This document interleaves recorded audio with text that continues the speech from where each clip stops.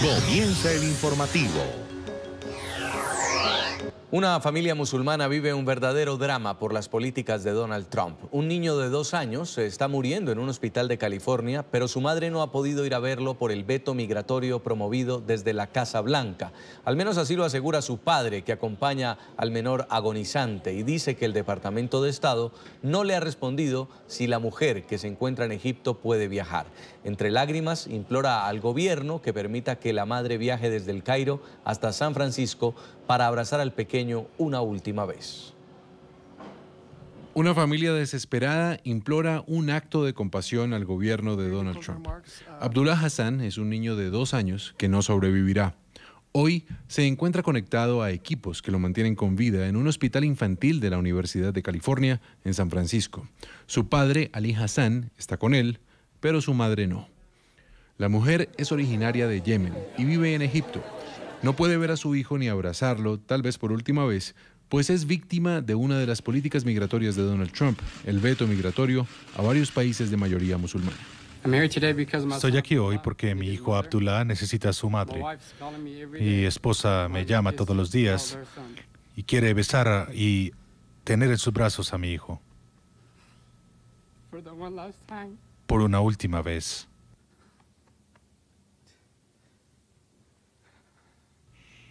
El tiempo se agota. Por favor, ayúdenos a reunir a mi familia nuevamente. La familia está acompañada por representantes del Consejo de Relaciones Américo-Islámicas, quienes han denunciado la crueldad de las medidas migratorias del gobierno. Ahora estamos viendo el efecto de esta prohibición a los musulmanes de la manera más inhumana y se nos acaba el tiempo. Estamos pidiendo al Departamento de Estado que le permita a Shaima, la esposa de un ciudadano estadounidense, la madre de un niño estadounidense, abrazarlo y permitirle entrar en este duelo con dignidad. Estamos listos para traerla tan pronto como recibamos esta autorización para que pueda volar desde Cairo a San Francisco. Esperamos hoy. El pequeño Abdullah cumplió 2 años el pasado sábado sin la compañía de su madre. Sufre de una rara condición genética que afecta su cerebro y que muy posiblemente lo hará irse de este mundo más temprano que tarde. El veto migratorio promovido por Donald Trump ha sido polémico desde sus inicios, pero superó todos los obstáculos legales cuando la Corte Suprema, ahora con mayoría de jueces conservadores, decidió mantenerlo en vigor con una votación de 5-4 el pasado mes de junio. En su momento, varios jueces calificaron el hecho como un error histórico. Los países afectados por dicha prohibición de viaje son Irán, Libia, Somalia, Siria, Yemen, Corea del Norte y algunos funcionarios del gobierno venezolano y sus familiares. Una comisión del Congreso estadounidense visitó este martes el centro al que fue trasladada Jacqueline Caal, la niña guatemalteca de 7 años que falleció en las últimas horas bajo custodia de la patrulla fronteriza. La menor habría muerto deshidratada tras sufrir un paro cardíaco. El presidente del Caucus Hispano del Congreso, Joaquín Castro, había anunciado que la delegación investigaría las circunstancias que rodearon la muerte de la menor, hecho en el que la administración Trump ha negado cualquier responsabilidad. La niña había sido detenida junto a su padre tras cruzar la frontera entre Estados Unidos y México de manera irregular. En NTN 24 hablamos con Tecandi Paniagua, cónsul de Guatemala del Río, en Texas, quien recibió la notificación por parte de la patrulla fronteriza sobre la muerte de Jacqueline Caal. En entrevista con el programa Zoom a la noticia, reveló información entregada por el padre de la niña sobre los momentos previos a su fallecimiento. Aseguró que la repatriación del cuerpo de la menor debe ser una prioridad. Desde el primer momento comunicamos al padre con sus familiares en Guatemala. Facilitamos un intérprete para poder explicar el proceso que estaban atravesando, tanto la niña con el tema de la repatriación del cuerpo y con la situación migratoria del padre, quien debe presentarse ante las autoridades migratorias en el mes de enero. En este momento, te digo, la prioridad del consulado, por instrucciones de la canciller Sandra Jovel, es repatriar lo más pronto posible el cuerpo de la niña a territorio nacional. En eso nos estamos concentrando en este momento y eso es lo que nosotros estamos haciendo aquí en la ciudad del Paso desde el día de viernes. El padre indica que la niña pues comió y tomó bebidas en todo momento, por lo cual la verdad hasta el momento lo que circula en cuanto a las causas de la muerte de la niña son especulaciones. Mientras tanto, aumenta la detención de migrantes indocumentados en Estados Unidos. El Servicio de Control de Inmigración y Aduanas indicó esta semana que el incremento de los arrestos alcanzó el 24% desde que Donald Trump asumió el poder. La mayoría de las detenciones fueron hechas por la agencia ICE en Salt Lake City, que cubre los estados de Idaho, Montana, Utah y Nevada. La Oficina de Operaciones de Aplicación de la Ley y Deportaciones arrestó a 5.574 personas durante el año fiscal 2018 y deportó a otras 3.408. La Gran Manzana tiene un nuevo héroe hispano. Se trata de un hombre que intervino cuando una mujer de origen asiático era agredida por otra de raza blanca en el metro de la ciudad. La víctima sufrió insultos racistas, patadas y puñetazos. La agresora fue detenida y tendrá que ir a juicio. ¿Cómo reaccionaría usted si esta escena sucediera frente a sus ojos? ¿Actuaría o sería indiferente? Juan Ayala grababa el episodio con su teléfono hasta que decidió actuar. Porque este tipo es una loca. Esto pasó tan rápido y además fue de un momento de yo además querer ayudar a alguien. Ayala actuó a pesar del riesgo, especialmente en un país como Estados Unidos, donde los incidentes con tintes raciales suelen tener consecuencias fatales, como el pasado 18 de noviembre cuando Jamel Robertson fue baleado a muerte por la policía al sur de Chicago tras detener por su cuenta a un hombre armado. Y gracias a Dios que había gente que ya vieron la pelea, que salieron del tren conmigo, porque si no fue por esas personas que salieron, yo sé que me iban a disparar cuando llegaron. Pero el destino de este buen samaritano fue diferente. Detuvo la agresión y su seudónimo en las redes sociales, Plátano Man, se convirtió en sinónimo de heroísmo, reconocido por la prensa neoyorquina. La gente empezaron a aplaudir, a decir gracias, que la arrestaron a la mujer, porque me imagino que si yo no entro a la pelea se pone más peor. Y como todo buen héroe, sus acciones dejan una enseñanza. Yo quiero que la gente vea lo feo que se ve a ser racista y que piensen antes que ellos hablen y actúan, y de lo que son víctimas de la gente racista, que se paren y que no lo aguanten. Les informó Alejandro Rincón, NTN 24. El exdirector del FBI, James Comey, regresó hoy al Capitolio para dar un segundo testimonio a puerta cerrada en el marco de las investigaciones que realizó la dirección del Buró Federal en los años 2016 y 2017 sobre la presunta injerencia rusa en las elecciones presidenciales y el escándalo de la candidata demócrata Hillary Clinton con el uso de su correo electrónico. Tras su última visita, el presidente Trump acusó a Comey, sin mostrar evidencias, de estar mintiendo a los legisladores. En Washington, Carolina Valladares tiene el reporte. Carolina. ¿Qué tal? Buenas noches. Desde Washington terminó ya esa segunda comparecencia, la segunda en tan solo un mes, en este edificio aquí en el Congreso de los Estados Unidos, en el Capitolio. James Comey, exdirector del FBI, compareció, ofreció testimonio ante el panel de la Cámara Baja, ante la Comisión Judicial de la Casa de Representantes de los Estados Unidos. Vino aquí porque se le quería preguntar sobre ese dossier que él empleaba para darle briefings al presidente de los Estados Unidos, el cual contenía información de la presunta injerencia de Rusia en las elecciones de 2016. A la salida de este testimonio, que duró cerca de 6 horas aquí en el Capitolio, poco dijo Comey de lo que habló de puertas para adentro, puesto que era a puertas cerradas, pero sí, eso sí hay que decir que se quedó muy a gusto porque se despachó muy abiertamente contra el presidente de los Estados Unidos, contra Donald Trump. Otro día de los emails de Hillary y del dossier de Steele. Esto mientras que el presidente de los Estados Unidos miente sobre el FBI, ataca al FBI y ataca el Estado de Derecho en este país. ¿Cómo eso tiene algún sentido? Los republicanos solían comprender que las acciones de un presidente importaban, así como sus palabras, que importaba el Estado de Derecho, así como la verdad. ¿Dónde están esos republicanos hoy? Son ya cerca de 12 meses los que lleva aquí en el Capitolio el Comité Judicial de la Cámara de Representantes investigando 2 puntos. Uno es el papel que jugó el FBI, la investigación que realizó sobre el escándalo de los emails de Hillary Clinton, y el otro es las investigaciones que también realizó el FBI bajo mando de James Comey cuando era director sobre esa injerencia rusa en las elecciones del año 2016. Pues bien, han pasado casi 12 meses y hay que decir que en apenas 2 semanas, el día 4 de enero, aquí va a haber un cambio político. El Congreso está ahora en manos republicanas, va a pasar a estar en manos demócratas y habrá que ver cómo eso afecta al curso de estas investigaciones. Cuando los demócratas retomen la mayoría del Congreso van a llevar a cabo investigaciones serias, no como las de los republicanos que estaban centradas en velarle las espaldas al presidente, sino llegar a la verdad sobre los emails de Hillary Clinton. No creo que sea un enfoque de los demócratas porque eso ya se ha probado que no tuvo nada que ver con nada ilegal, pero sí se va a centrar en posibles conflictos de intereses entre los negocios del presidente Trump, entre Rusia y los nexos de inteligencia con ese país y la campaña del presidente Trump.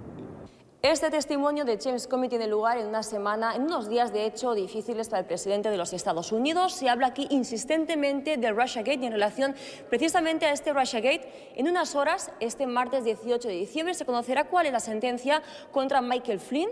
Recordemos que él fue el exasesor de seguridad nacional del presidente de los Estados Unidos. Pues bien, en pocas horas se conocerá cuál es esa sentencia por mentir en relación precisamente al Russiagate. Desde Washington, Carolina Valladares para NTN 24. Gracias, Carolina. Rusia ayudó a ganar las elecciones presidenciales a Donald Trump. Esta es la conclusión del más reciente informe del Senado de Estados Unidos sobre la injerencia del Kremlin en el proceso electoral de 2016. El documento indica que utilizaron las principales plataformas de redes sociales para llevar información errónea a votantes y ayudar al republicano. El informe, que ya conoció el diario The Washington Post, indica que los rusos buscaban convencer a los conservadores de apoyar a Trump, poniendo sobre la mesa temas como la migración ilegal, el terrorismo y el derecho a las armas. También habrían mandado información equivocada de cómo votar. Según la investigación, quienes infiltraron la campaña trabajaban para un grupo llamado The Internet Research Agency. Comenzaron a experimentar con las redes sociales para influir en las elecciones locales en 2009 y luego expandieron sus operaciones usando Twitter, YouTube, Facebook e Instagram. El presidente Donald Trump amenaza con llevar a los tribunales a uno de los programas de comedia más vistos de Estados Unidos. Trump acusó a Saturday Night Live de ser una máquina de propaganda del Partido Demócrata. Pero, ¿qué fue lo que le molestó tanto al republicano? Veamos el siguiente informe. Ladies and gentlemen, Donald Trump. Estos eran los tiempos en los que quizá Donald Trump no tomaba las bromas tan a pecho como ahora. Part of the reason I'm here is that I know how to take a joke. El hoy presidente de Estados Unidos asistió al programa Saturday Night Live en noviembre de 2015 cuando ya competía para llegar a la Casa Blanca. Pero ahora amenaza incluso con llevar a juicio a uno de los programas de comedia más vistos en Estados Unidos. Un escándalo real es la cobertura parcial, hora tras hora, de redes como NBC y máquinas de centrifugado demócratas como Saturday Night Live. No son más que una cobertura injusta de las noticias y anuncios demócratas. Debería ser probado en los tribunales. No puede ser legal, solo difaman y minimizan. ¿Confabulación? Su tweet llega justo cuando parecía estar perdiendo la guerra contra la comedia en medio de la polémica por la trama rusa. All right, is everyone on? Yes. What is even a Putin? Saturday Night Live ha parodiado al mandatario besándose con el presidente ruso Vladimir Putin e incluso un miembro del Ku Klux Klan. No thanks, I'm good, sweetie. La propia Stormy Daniels, actriz porno que acusó al mandatario de haberle pagado en plena campaña presidencial para que guardara silencio sobre su supuesta aventura amorosa, apareció en el programa caricaturizando la presunta gestión del pago a través del abogado Michael Cohen, hoy en prisión. This is Michael Cohen. Are you alone? Yes. And what are you wearing? Excuse me? Recientemente Trump fue parodiado en un sketch que mostraba cómo sería Estados Unidos si nunca hubiera sido elegido presidente en los comicios de 2016. Una fantasía en la que estaba divorciado de la hoy primera dama Melania Trump y en la que Alec Baldwin encarna al mandatario. Ben Stiller interpreta al ex abogado personal del magnate Michael Cohen y Robert De Niro al fiscal especial de la trama rusa Robert Mueller. Vamos ahora a Nueva York, donde se llevó a cabo la 18ª jornada del juicio al capo mexicano El Chapo Guzmán. Durante la audiencia judicial, el narcotraficante colombiano Jorge Cifuentes, conocido por el alias de El Jota o Simón, reveló que pagó dinero en efectivo al exfiscal general de México, Ignacio Morales, y afirmó que al menos 70 policías federales estaban a su servicio. Saludamos a Laura Sepúlveda, periodista de nuestra cadena aliada La Voz de América, quien nos cuenta. Laura. Concluyó la jornada número 18 en el juicio de Joaquín Guzmán Loera, pero no la entrega de testimonio por parte del ex narcotraficante colombiano Jorge Cifuentes, quien, recordemos, durante el día de hoy estuvo hablando de algunos hechos de corrupción que se habrían registrado en México. Él asegura que en un momento se le entregaron dineros como parte de soborno a un ex procurador mexicano identificado como Ignacio Morales Lechuga, quien además en sus redes sociales él ya respondió negando a estas acusaciones, diciendo que él no tenía ningún contacto con organizaciones narcotraficantes. Cabe resaltar que asimismo se refirió a que había pagado alrededor de 70 oficiales federales de México para que trabajaran de la mano con Juan de Dios Rodríguez, quien era su mano derecha en el manejo de las bodegas en las que se almacenaba la droga, que posteriormente llegaba aquí a los Estados Unidos. Él era encargado de las bodegas en México y precisamente así habría trabajado sin que ellos supieran que eran los Cifuentes quienes les hacían los pagos directamente o que estaban en su nómina.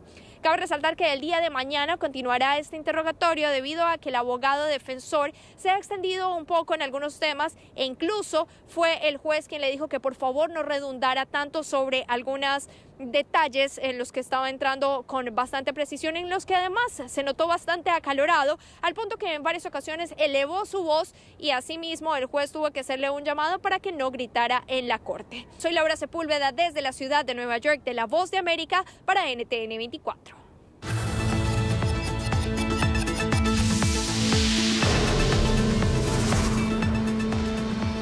Nicolás Maduro sube el tono contra Colombia. Acusó hoy al presidente Iván Duque de dirigir planes militares contra Venezuela, por lo que pidió a la Fuerza Armada de su país prepararse, según él, para defender y atacar. El mandatario dijo querer las mejores relaciones con todos los países, pero advirtió a los miembros de las Fuerzas Armadas Nacionales Bolivarianas sobre supuestos planes conspirativos que se estarían tejiendo entre Bogotá, Washington y Brasilia. Oficiales de nuestra Fuerza Armada, milicianos de nuestra patria, se está conspirando contra la Constitución, la democracia y el derecho a soberanía de Venezuela. Nosotros no nos metemos con nadie, Iván Duque, pero tú, Iván Duque, eres responsable si algún día Colombia agrede militarmente a Venezuela. Tú, Iván Duque, eres responsable. Que lo sepa nuestro pueblo, que lo sepa el pueblo colombiano. Tú, Iván Duque, eres responsable por tu ambición, por tu egoísmo, por tus odios contra Venezuela, por tu inmadurez, Iván Duque. No estás preparado para ser jefe de Estado. No estás preparado para ser presidente de Colombia. Y ya toda Colombia lo sabe. Y él, personalmente, dirige la preparación de acciones contra Venezuela. Así lo denuncio al mundo.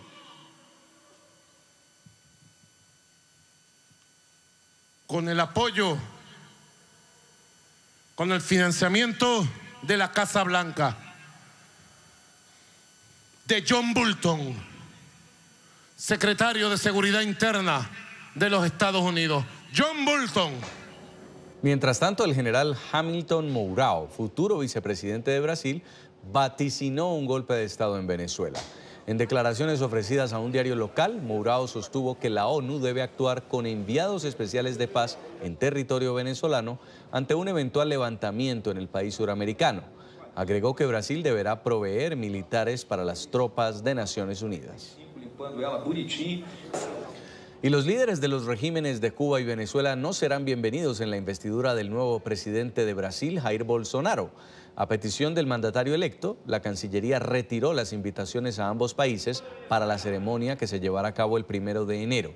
El Ministerio de Relaciones Exteriores aseguró que en principio ambos gobiernos recibieron la tarjeta de participación, pues se invitó a todos los países con los que mantienen relaciones diplomáticas. Sin embargo, Bolsonaro y el equipo que coordina el evento decidieron retirarla. El mandatario entrante aseguró que los regímenes que violan las libertades de sus pueblos no serán recibidos en Brasil. Naturalmente, regímenes que violan las libertades de sus pueblos actúan abiertamente contra el futuro del gobierno de Brasil por afinidad ideológica con el grupo derrotado en las elecciones. No estarán en la posesión presidencial en el 2019. Defendemos y respetamos verdaderamente la democracia. Vamos a hacer una primera pausa en el informativo y al volver todo sobre un devastador incendio en una refinería de Río de Janeiro. Ya regresamos con el informativo. Haz la mejor jugada de tu vida. Conviértete en propietario. Continuamos con el informativo.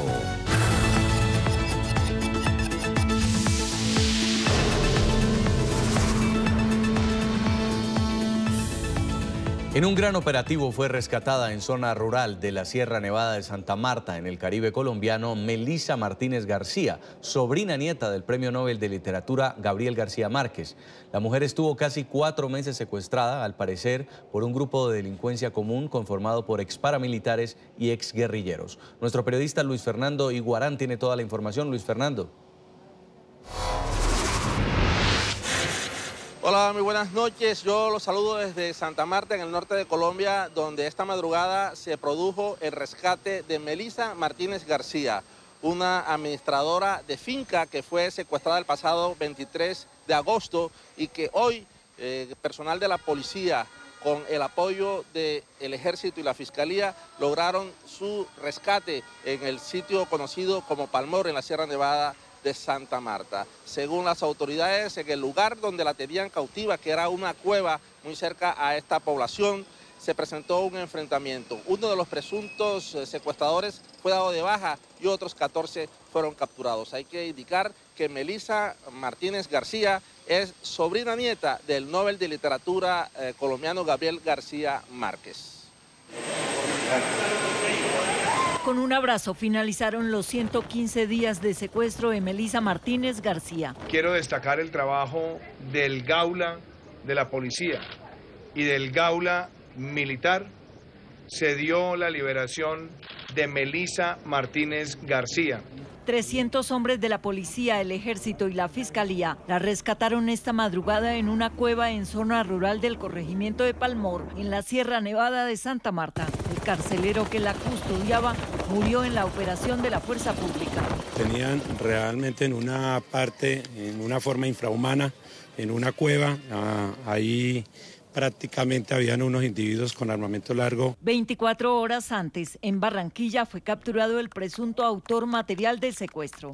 Integrado por varios individuos paramilitares, especialmente alias Rigo, quien fue el que ideó este secuestro. En la operación de rescate, 14 personas fueron detenidas, entre ellas 3 mujeres. Es una organización que tiene incidencia de delincuencia común, pero tiene sus líderes, hacen parte de estructuras que fueron de grupos paramilitares, mal llamados paramilitares. La sobrina nieta del Nobel Gabriel García Márquez fue trasladada en helicóptero a Santa Marta, donde se reencontró con su familia.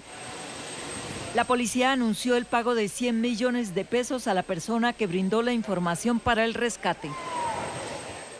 Una vez Melissa Martínez fue rescatada, fue trasladada en helicóptero hasta la base antinarcóticos en Santa Marta, donde se reencontró con su familia. Después fue trasladada a una valoración médica que duró aproximadamente 2 horas y finalmente llegó a su vivienda, donde a esta hora comparte con su familia.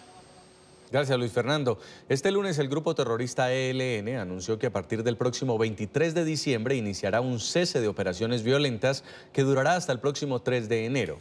Según la guerrilla, lo hace con el fin de aportar a un clima de tranquilidad en la Navidad y el Año Nuevo en el país. Sin embargo, el alto comisionado para la paz de Colombia, Miguel Ceballos, aseguró lo que el gobierno de Iván Duque espera del ELN es una decisión firme de dejar de lado acciones criminales como el secuestro y el reclutamiento de menores. El funcionario expresó que el pueblo de Colombia está a la espera de una muestra de buena voluntad y no de una acción de tan solo 11 días. Recordó que el gobierno colombiano ha permitido a la delegación del ELN en Cuba permanecer sin hacer efectivas órdenes de captura. El presidente Duque ha supeditado la reanudación de las negociaciones a que el ELN ponga fin a sus actividades terroristas. Impresionante incendio en una refinería de Brasil.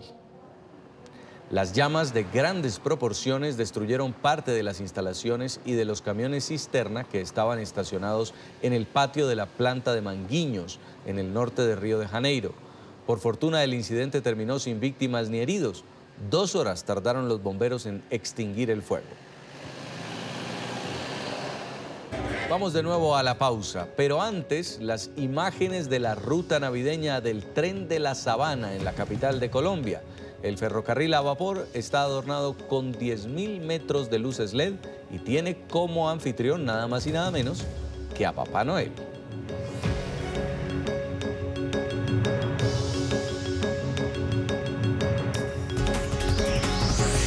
Ya regresamos con el informativo.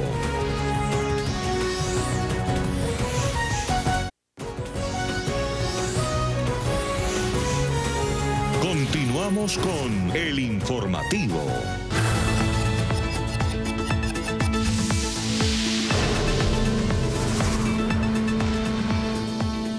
Se avecina una nueva tormenta para Theresa May en el Reino Unido. El líder del Partido Laborista británico, Jeremy Corbyn, anunció hoy que planteará una censura contra la primera ministra por su rechazo a convocar de inmediato una votación sobre el acuerdo del Brexit en el Parlamento. En una intervención en la Cámara de los Comunes, Corbyn sostuvo que la única vía para forzar una votación esta semana, antes del receso navideño, es presentar de inmediato una moción contra la líder. Esto ocurría justamente en momentos en los que el líder de la oposición laborista calificaba como un fracaso las negociaciones en las que Theresa May ha adelantado con Bruselas para la salida del Reino Unido de la Unión Europea. Corbyn asegura que en Londres hay actualmente una crisis constitucional. La Premier, por su parte, propuso que el acuerdo sobre el Brexit sea votado en la Cámara de los Comunes la tercera semana de enero. Durante un tenso intercambio en la Cámara de los Comunes, la primera ministra británica Theresa May confirmó que pretende someter el acuerdo sobre el Brexit a una votación la tercera semana de enero. Además, reiteró su oposición a celebrar un segundo referéndum sobre la permanencia del Reino Unido en la Unión Europea, propuesta que ha sido adelantada por otros miembros del Parlamento con el fin de sacar al Brexit del punto muerto en el que se encuentra. 438 miembros actuales de este Parlamento votaron para poner en marcha el artículo 50 para establecer el proceso de nuestra salida, con solo 85 de los miembros de hoy votando en contra. Ahora debemos honrar nuestro deber de terminar el trabajo. Yo sé que ese no es el acuerdo perfecto de todo el mundo, es un compromiso, pero si dejamos que lo perfecto sea el enemigo de lo bueno, nos arriesgamos a terminar el año sin acuerdo. La semana pasada, Theresa May suspendió la votación que iba a celebrarse el día 11 y partió hacia Bruselas para buscar nuevos apoyos que le permitieran ganar la votación en el Parlamento británico, donde el Brexit estaba casi seguro de ser rechazado. La oposición, liderada por el laborista Jeremy Corbyn, considera caótica la situación del actual gobierno y exige una votación inmediata de un acuerdo que la propia Unión Europea ha dicho que no renegociará. Una primera ministra responsable por el bien de este país pondría este acuerdo ante la Cámara de los Comunes esta semana, para que podamos avanzar de estas negociaciones desastrosas que ha llevado el gobierno. Esto es, señor presidente, una crisis constitucional y la primera ministra es la arquitecta de ello. En un rifirrafe de gritos y acusaciones, May señaló a los opositores laboristas de no tener ni plan ni alternativa para el acuerdo alcanzado con Bruselas y aseguró que su verdadero objetivo es lograr que se adelanten unas elecciones generales en el Reino Unido. May señaló que los líderes comunitarios se muestran a favor de aportar una clarificación sobre los asuntos que inquietan a los diputados, en concreto la salvaguarda o garantía pensada para evitar una frontera física entre las dos Irlandas. 2 personas murieron en el 5º fin de semana de protestas de los llamados chalecos amarillos en Francia. Así lo informó el gobierno francés en las últimas horas, con lo que el número de muertes asciende a 8 desde que estallaron las manifestaciones contra el alto costo de vida el pasado 17 de noviembre. Los anuncios del presidente Emmanuel Macron, que elevó en 100 euros el salario mínimo, no han logrado calmar la tensión ni el descontento en las calles. ¿Conoce usted algún malestar social en los últimos 30 años que haya matado a tanta gente?